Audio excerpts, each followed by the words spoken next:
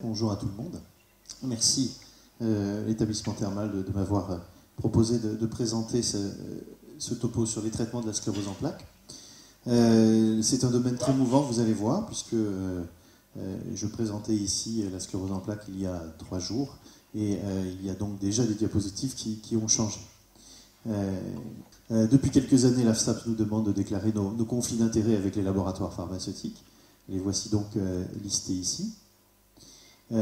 Comme je le disais, donc c'est un domaine extrêmement mouvant, aussi bien sur la connaissance de la sclérose en plaques que vis-à-vis des critères diagnostiques, dont vous parlera le professeur Labauche tout à l'heure, mais aussi les stratégies de suivi et de prise en charge, ainsi que ces stratégies thérapeutiques, puisque les médicaments apparaissent régulièrement, et vous allez voir que de très nombreuses molécules sont en train d'apparaître, et schématiquement, ces 20 dernières années, 5 médicaments ont été mis sur le marché, et il y en a environ 4 qui sont attendus dans les 4 prochaines années.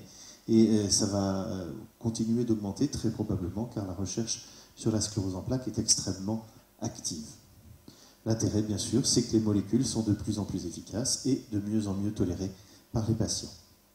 Alors très schématiquement, c'est important pour connaître les approches thérapeutiques et l'utilité des traitements que l'on va pouvoir ou devoir mettre en place chez les patients, d'avoir une idée pour tout le monde du processus de la sclérose en plaques. Les choses sont maintenant assez bien connues, et sur ce schéma, considérez qu'à gauche il y a le sang, et à droite il y a le système nerveux, et là c'est la paroi de l'artère qui empêche bien sûr le sang d'envahir notre système nerveux. Eh bien on sait que la sclérose en plaques commence à partir d'une stimulation par un agent extérieur et grâce à un terrain génétique. Tout le monde n'a pas une sclérose en plaques. Il faut donc un terrain particulier, un agent extérieur qui peut être n'importe lequel, que ce soit peut-être un virus, peut-être une bactérie, peut-être un aliment, peut-être un pollen. C'est bien sûr multiple. Et cette association d'agents extérieurs et de terrain génétique va activer anormalement notre immunité. Donc tout le monde n'est pas capable d'activer son immunité de manière excessive. Notre immunité permet de reconnaître l'antigène qui arrive, et de le mettre en relation avec les globules blancs qui fabriquent les anticorps, et c'est comme ça qu'on se défend contre les agents extérieurs. Dans la sclérose en plaques, le phénomène est anormal, puisque ce lymphocyte activé va acquérir la propriété de passer à travers la barrière hémato-encéphalique, donc à travers la paroi des artères, et ce sont en particulier certains lymphocytes qui sont capables, les Th17, de léser cette barrière hémato-encéphalique. Et d'autres lymphocytes, les Th1, vont aller se multiplier dans le système nerveux, vont fabriquer des cytokines et des anticorps qui, eux, vont attaquer le système nerveux. Vous voyez en bas à droite, les petits points blancs sur cet IRM, ce sont les plaques. Les plaques correspondent à des amas de globules blancs qui sont rentrés dans le système nerveux. Et puis, on a également d'autres lymphocytes, les Th2. Ces Th2, ce sont les bons, et ici, c'est les méchants. Les Th2 sont chargés d'inhiber l'action des Th1, et manque de chance dans la sclérose en plaques. Si on a cette maladie, c'est parce qu'on a en particulier un déficit en lymphocyte Th2. Enfin, le dernier acteur, le lymphocyte T régulateur, lui, il est chargé ici de réguler le pourcentage de Th1 versus les Th2, et comme il dysfonctionne, c'est une des raisons pour lesquelles les Th2 sont particulièrement déficitaires. On a là maintenant donc, tous les acteurs. Alors, quels sont les 2 grandes formes de sclérose en plaques que l'on retient à l'heure actuelle? Eh bien, la première, qui est inflammatoire, qui est la plus fréquente, 90% des patients. Ce sont des patients qui font des poussées ou qui ont fait des poussées, parce qu'on peut commencer simplement en forme par poussée, puis arrêter d'en faire et avoir un handicap progressif ensuite. C'est de toute façon rangé sous le vocable de sclérose en plaques rémitante, 90% donc des patients. Et puis la deuxième forme, plus rare, la forme dite primaire progressive, le patient a un handicap progressif qui ne fait qu'augmenter avec le temps. Et cette forme est un petit peu différente puisque, en dehors d'être bien sûr minoritaire, 10% des cas, elle touche essentiellement des hommes après 40 ans, alors que la forme rémitante touche essentiellement des femmes aux alentours de 20 à 30 ans. L'élément important, c'est que cette forme-là est dégénérative et on n'a actuellement pas de moyens thérapeutiques pour traiter cette maladie. L'essentiel des moyens thérapeutiques concerne la forme rémitante, ce qui finalement tombe bien, et ce n'est pas un hasard, parce que c'est la plus fréquente. Donc, comme c'est la plus fréquente, c'est celle dans laquelle il y a eu aussi le plus de recherches. Alors, quelle prise en charge thérapeutique pour la sclérose en plaques? Donc, je le redis, hein, c'est un point important, ça concerne essentiellement les cèpes qui évoluent par poussée. Les traitements de fond qui existent à l'heure actuelle, je vous l'ai dit, hein, ils existent depuis près d'une vingtaine d'années. Ce sont les interférons que les patients ici connaissent, ainsi que l'acétate de glatyramère ou Copaxone.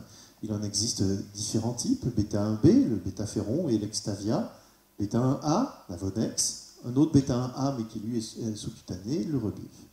Et puis un analogue de la myéline qui a été découvert dans les années 70 en Israël.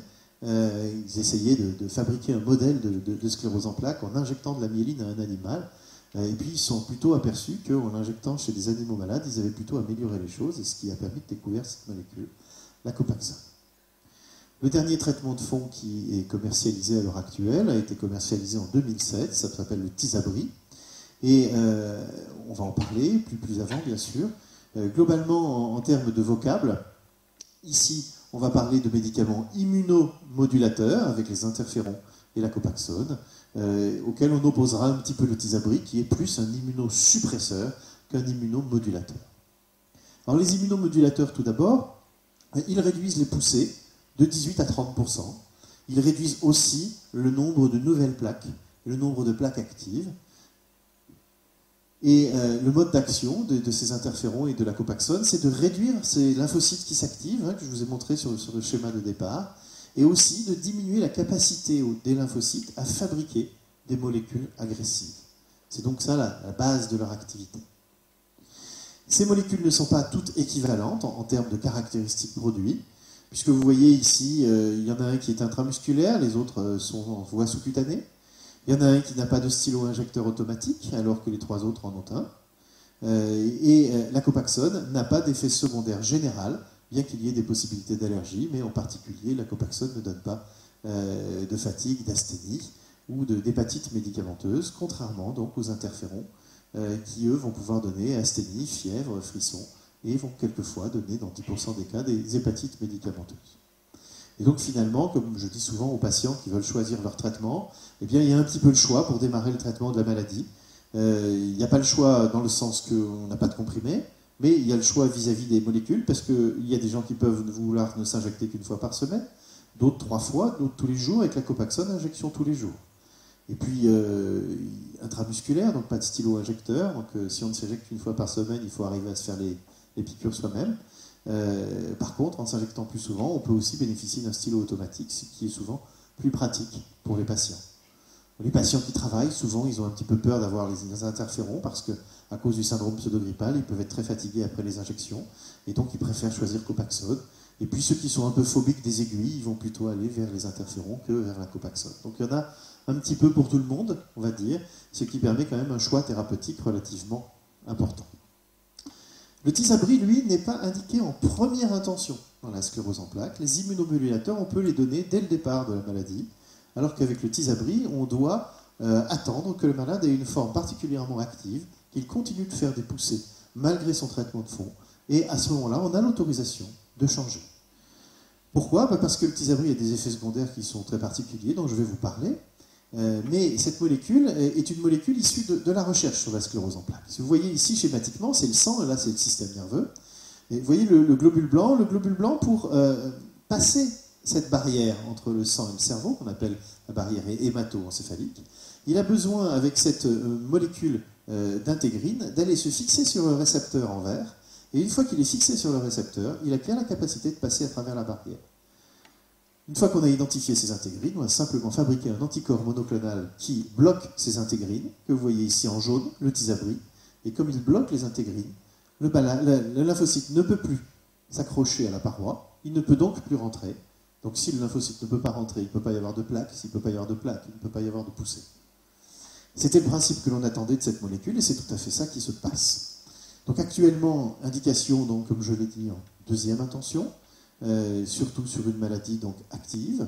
Il peut nous arriver de le prescrire en première intention, mais sur des formes de cèpes qui sont particulièrement extrêmement agressives.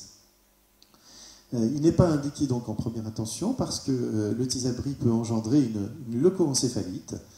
C'est une infection du système nerveux par un virus qui s'appelle le virus JC.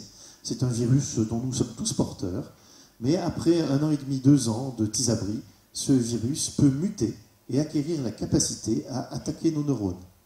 Et cela se produit, comme vous le voyez, dans 1 cas sur 1000. Ce n'est pas très fréquent. Mais au début des essais thérapeutiques avec le Tysabri, on ne savait pas qu'une telle leucoencéphalite pouvait se produire. Et donc on ne s'est pas méfié. Et les patients qui ont développé cette leucoencéphalite sont morts. La sclérose en plaques n'est pas ou exceptionnellement mortelle. Donc comme le médicament peut être mortel, c'est la raison pour laquelle il n'est pas indiqué en première intention et il ne restera pas indiqué en première intention puisque nous n'avons pas de moyens de prévenir cette leucoencéphalite. Vous voyez qu'à l'heure actuelle dans le monde, il y a eu plus de 100 cas de leucoencéphalite. Il n'y a pas eu des décès chez tout le monde parce que maintenant on sait qu'elle peut survenir et l'on sait qu'il peut suffire d'arrêter le traitement pour que cette leucoencéphalite disparaisse. Si le virus mute, c'est parce qu'il n'est plus, l'organisme n'est plus défendu par nos globules blancs. Donc quand on arrête le Tysabri, les globules blancs rentrent à nouveau dans le système nerveux, vont détruire le virus, et le patient va guérir si l'on a arrêté le traitement suffisamment tôt. En pratique, le Tysabri, c'est une perfusion toutes les 4 semaines en milieu hospitalier. Et la différence avec le traitement, je crois que j'ai oublié une petite diapositive, il me semble. Oui. Oui, tout à fait, j'ai oublié le diapo. La différence avec les autres traitements, c'est qu'au lieu d'être efficace de 18 à 30% comme les immunomodulateurs, le médicament est efficace à 68% sur les poussées. Et ce qui fait qu'en pratique, on ne voit qu'exceptionnellement des patients faire des poussées une fois qu'ils ont été mis sous Tysabri. La tolérance de cette molécule est globalement bonne, il y a quelques cas d'allergie, mais qui sont rares, des hypersensibilités que l'on traite plutôt bien. Et on surveille l'IREM tous les ans, de manière à vérifier qu'il n'y ait pas de leucoencéphalite qui apparaissent. En pratique, donc quotidienne, les poussées sont exceptionnelles. On a peut-être moins de 10 poussées ces 3 dernières années sur près de 100 patients. Donc c'est quand même quelque chose qui est d'extrêmement encourageant. Et puis surtout, la molécule améliore nettement la qualité de vie des patients en permettant de modérer le handicap. Ça ne refait pas marcher les gens qui ne marchaient plus, mais ça atténue le handicap et ça fait disparaître chez beaucoup de patients la fatigue.